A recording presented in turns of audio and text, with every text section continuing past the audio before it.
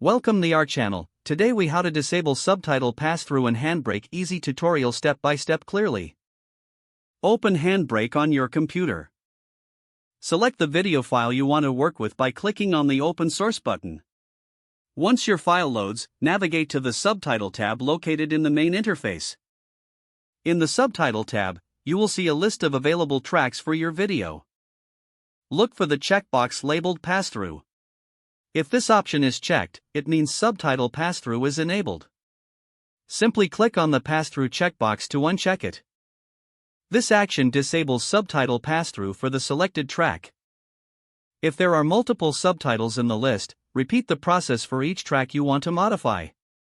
After disabling pass-through, look to the bottom of the interface.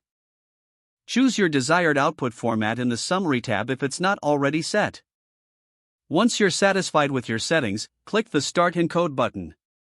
Wait for HandBrake to process your video. After encoding is complete, check your output file for the changes. You have successfully disabled Subtitle pass-through in HandBrake. If the page does not load, refresh the browser or try again in a private or incognito window. Make sure you are using the correct email address, then retype it carefully to avoid small typos. If your password is not accepted, use the reset option and create a new strong password you can remember. Check your spam folder for verification or security emails, then complete any requested confirmation steps. Enable two-factor authentication if available to improve account security and reduce unauthorized access risk. After signing in, review your profile details so your contact information and settings are accurate and current. If you see an error message, note it down and try again after restarting your device and internet connection.